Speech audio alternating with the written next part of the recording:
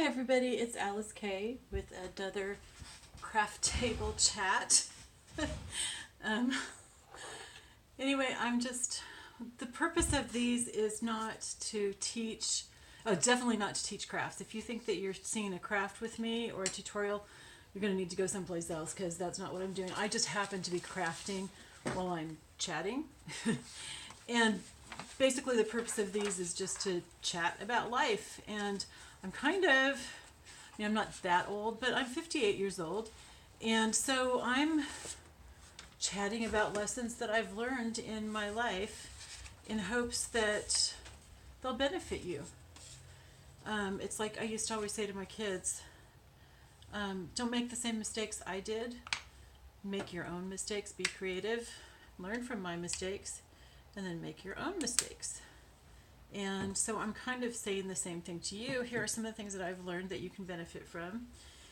And some things are mistakes and some things aren't. Some things are just like revelations. Like, wow, okay, this is what I learned from this situation. So let me share it with you. And maybe you could avoid the pain of having to learn it. Or maybe this is something that God's been trying to show you for a while and you're just having a hard time getting it, and maybe my sharing my experience might be part of his way of helping you with that. I don't know, whatever. I just really believe that God has a reason for me to be sharing this stuff because it's just kind of worked out that way. And anyway, so there's sometimes when I'm sharing quite vulnerably. And, like I mentioned, I'm not going to share anything super dark and deep from my own life because I've learned that you can get really hurt. And right now I just really need to guard my heart because I've been through some really major pain that has almost killed me. Seriously, I'm not exaggerating. And so I just need to hold back a little bit right now so that I don't actually go insane. I know that sounds so melodramatic. I'm sorry. Anyway, so what I wanted to talk about right now, and by the way, at some point my alarm may go off because I have to work in a little bit. So when it goes off, I'll have to stop if I haven't already stopped. So that may be a little jolting. Sorry, and I may just have to stop in the middle of a thought. But hopefully I can pick it up another time. Anyway, so what I really wanted to talk about tonight is grace.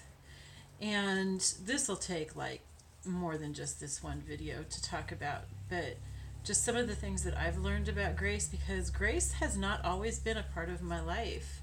I grew up not having any kind of background in grace.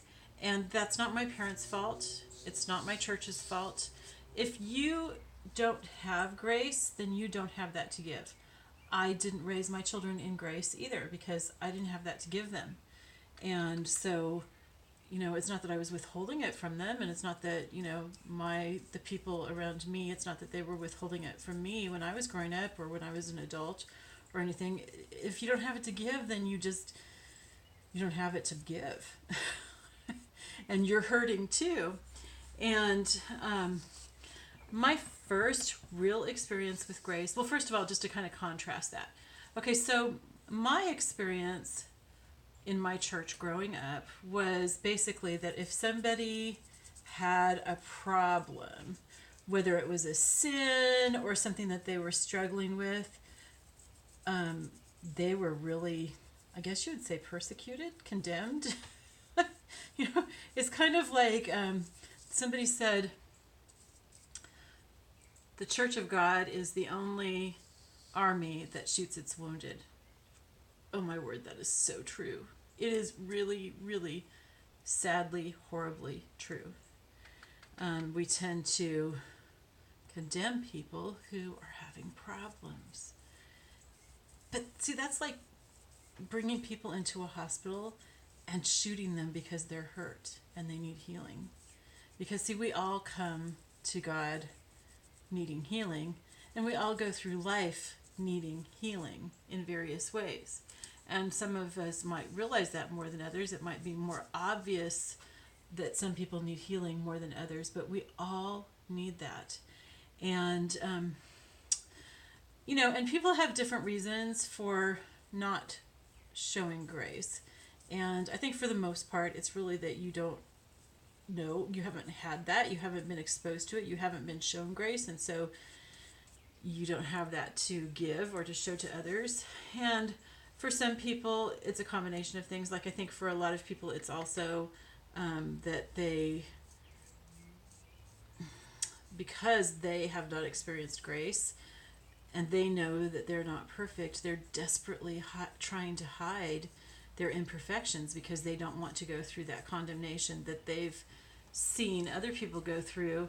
And in a desperate attempt to hide their imperfections, they have to point the finger at you to deflect and to get the attention off themselves and onto you for your imperfections. And that can be quite shocking if you're the victim. Anyway, so what was I saying? So it's like I grew up seeing people in the adult world when I was a child, and there may have been other things going on behind the scenes that I didn't see, but I did not see people being open about their struggles, and when they were condemned. In fact, there was this one lady in our church who was struggling so much. I mean, I heard stories later about how she would lock herself in the bathroom to get away from her kids because she just couldn't handle it. She had like 4 or 5 kids or something, and she just couldn't handle it, and so she would lock herself in the bathroom and to get away from it. Okay, well, when I heard those stories, they were not told compassionately. They were told like there was something really bad about her, like she was a bad person because she couldn't handle this. And it's like, so why weren't the people in our church helping her? I that's what my question was at the time, and it still is. Things got so bad for her that she actually left the country. Okay? And that is not how it should be. That's not. You guys, we should be compassionate towards people who are hurting. We should help them. We should try to help figure out what's wrong and what they need and what's going on, that they can't handle this. Not condemning them. That's just ridiculous. Like I said, it's like shooting people who come into a hospital for help. So growing up, what I saw was people being condemned if they admitted that they were having any problems. So for the most part, people didn't admit that they were having any problems or struggles or anything. And okay, here's like another example, and this happened really publicly. So there was this pastor, not a pastor that I knew personally, but there was this pastor who confessed to his board of elders that he was having some sinful thoughts. He went to them because he needed their support. He needed their help. And I'm not suggesting by any means that we should say, oh, it's okay, go ahead and sin. I'm not saying that, guys. But if a person's coming and confessing a problem, they already know that it's sin. Okay, you don't need to establish that. You don't need to even point that out because they know that. And they're saying that to you. Okay, and they're asking for help. So what our role is to come alongside them and help them. But that pastor got removed from his position because he was a normal human being. And so you better believe that the next pastor who came along, who probably had those exact same problems, because from what I understand, every man, well, like Steve Arterburn says, it's every man's battle, right? You can bet he would never admit that. No. Because if he did, so he's got to act like some self-righteous person who is better than he really is, just so that he doesn't, get condemned. And it's just like this, it's this revolving door kind of thing that just goes on and on and on and just gets worse and worse and worse. And here's another example, you guys. As you know from my books, I'm pretty strongly pro-life. But you know what? If you've had an abortion, I am not going to condemn you. In fact, the book that I'm writing right now is about 2 women who had abortions and their search for grace, and how, they learned that God showed grace and forgave them, because I've had so many women tell me that they never told anybody that they had an abortion, that it's been 30 years since they had an abortion, or 20 years, or whatever. It's different for each one. And they've never told anyone. And if you're one of those people, I want you to know there are a whole bunch of more like you. There are lots and lots of women who've had abortions who've never said anything. And that's horrible. Not on their part. It's horrible on the church's part that we have not made it a safe place for people who need help to come and learn that they can have forgiveness and grace, because God will forgive us for anything. He will. If he can forgive you for your sins, then he can forgive someone for having an abortion. And we need to be there to tell women that. But the thing is, here's one of the other things that I really want to say, is that sometimes it's our fault.